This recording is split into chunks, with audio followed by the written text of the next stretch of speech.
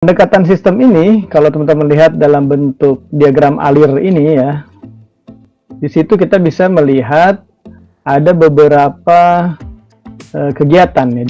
Kita bahas satu-satu ya teman-teman. Problem definition. Jadi kalau teman-teman mungkin sudah pernah membuat laporan ya, tugas besar atau mungkin sudah KP ya, itu atau nanti mungkin persiapan untuk TA ya, pasti akan membuat metodologi penelitian. Nah itu sama, itu adalah pendekatan sistem juga. Jadi contoh pendekatan sistem adalah metodologi penelitian ya.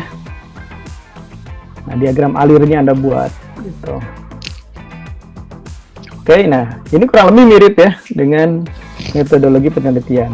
Kita mulai dari tahapan itu dari problem definition dulu atau perumusan masalah ya. Atau boleh juga Anda tambahkan sebelumnya latar belakang ya, latar belakang permasalahan bisa ya. Apa itu masalah? Kita definisikan ya, masalah itu sangat penting sekali kita bisa mendefinisikan masalah ya, mengartikan masalah. Nah, masalah itu adalah apa? Perbedaan ya antara apa yang diharapkan dan yang sedang terjadi atau aktual atau yang sebenarnya. Jadi gap antara ekspektasi dengan realita itu yang disebut dengan masalah ya. Jadi kalau teman-teman misalnya diminta untuk memperbaiki sistem ya, oh berarti di situ ada masalah ya enggak? Kenapa harus diperbaiki? Jadi ada gap antara ekspektasi, harapan nih pengennya misalnya contoh ya, Anda di organisasi lah di IMT ya, Anda ingin supaya partisipasi mahasiswa di dalam kegiatan kemahasiswaan di IMT itu misalnya naik ya, tingkat partisipasinya misalnya minimal lah 75%, oke? Itu adalah ekspektasi. Tetapi ternyata realitanya, kenyataannya hanya misalnya 40%, oke? Berarti Anda melihat adanya gap sebesar 35%, adanya kesenjangan, adanya jarak ya antara ekspektasi dengan realita gitu. Itu masalah, oke? Nah, ketika Anda bisa merumuskan masalah, Anda bisa mengidentifikasi gap-nya dulu nih, gap antara ekspektasi dengan realita, berarti Anda sudah bisa menemukan masalah itu. Oke. Nah, setelah itu kemudian apa? Anda rumuskan ya, rumuskan masalah itu. Kalau perumusan masalah, berarti kan kita itu adalah kemampuan kita untuk membuat narasi ya, atau melakukan verbalisasi ya dari suatu fakta gitu. Fakta itu tadi ya saya temukan gap 35%. Nah, Anda narasikan ya, rumuskan masalahnya ya. Jadi bagaimana bisa meningkatkan partisipasi mahasiswa di dalam kegiatan IMT ya, misalnya kalau tadi sebutkan meningkatkan ya, misalnya sebesar 35% atau minimal sekurang-kurangnya 35%. Oke? Nah, ketika Anda sudah mampu mendefinisikan masalah seperti itu, maka sesungguhnya masalah yang sudah terdefinisi itu akan memandu Anda kepada solusi, kepada penyelesaian. Oke, jadi makanya di sini disebutkan mendefinisikan masalah secara benar berarti setengah penyelesaian ya. Oke, itu tadi untuk yang tahapan pertama, yaitu problem definition ya, perumusan masalah. Yang kedua, teman-teman, adalah objektif ya.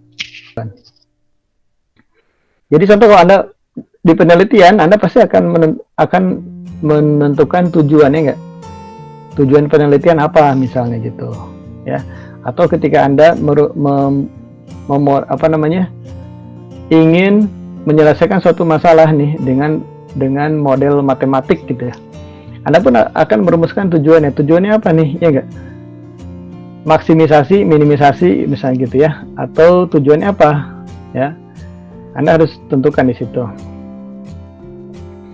Nah, ya di situ ada juga kriteria SMART ya di dalam penentuan tujuan ya. Jadi kalau di metode penelitian setelah Anda merumuskan masalah, kemudian Anda akan menentukan tujuan ya. Jadi kalau tadi biasanya kalau di penelitian itu kalimat yang Anda tulis di tujuan dengan di perumusan masalah itu kadang-kadang hanya dengan menghilangkan kata tanyanya gitu ya enggak.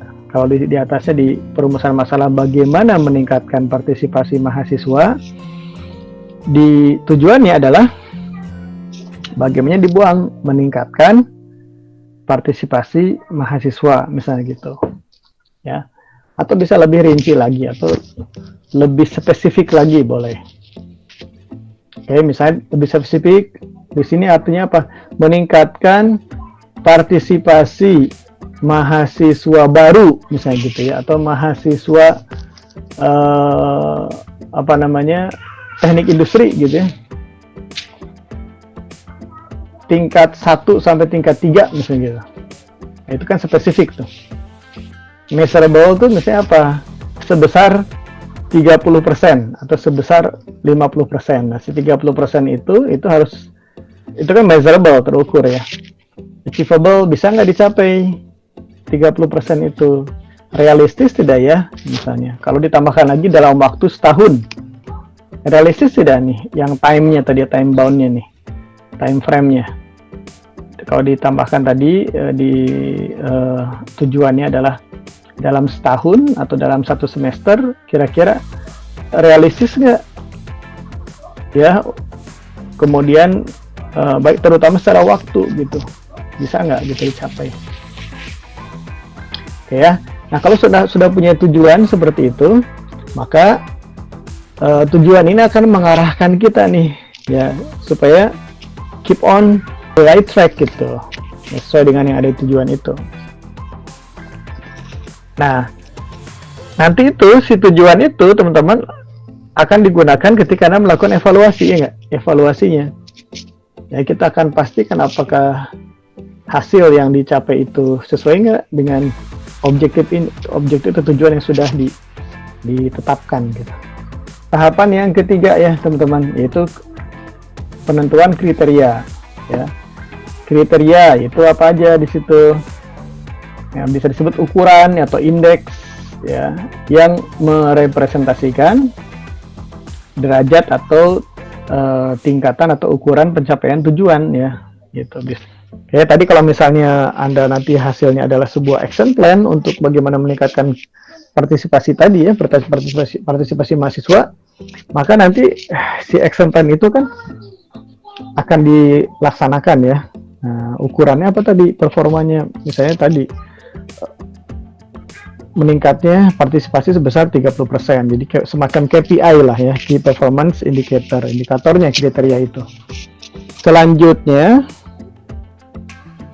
ada constraint ya. Ini constraint paling mudah itu kalau teman-teman buat model matematis ya enggak? Model matematis seperti linear programming. Itu kan ada tuh constraint atau kendala ya enggak? Itu sifatnya membatasi apa? Ketersediaan sumber daya ya, atau kondisi output dari suatu, bisa proyek atau operasi gitu ya. Sehingga misalnya solusi atau alternatif itu harus ada di dalam ketersediaan dari si sumber daya itu gitu. Jadi constraint itu membatasi lah. Itu constraint. Nah, constraint ini di situ kalau kita lihat posisinya ada di sini ya, teman-teman ya. Jadi dari kriteria kita nggak sekuensial, nggak ngurut langsung ke model, tapi ke sini dulu nih. Karena kalau dari si urutan constraint juga nanti ujungnya ya, dia akan ke model juga nih. Kriteria ke model, constraint juga ke model ya. Alternatif sama resource data collection pun nanti ke model nih. Jadi nanti model itu seperti muaranya lah dari sejumlah input di sini gitu.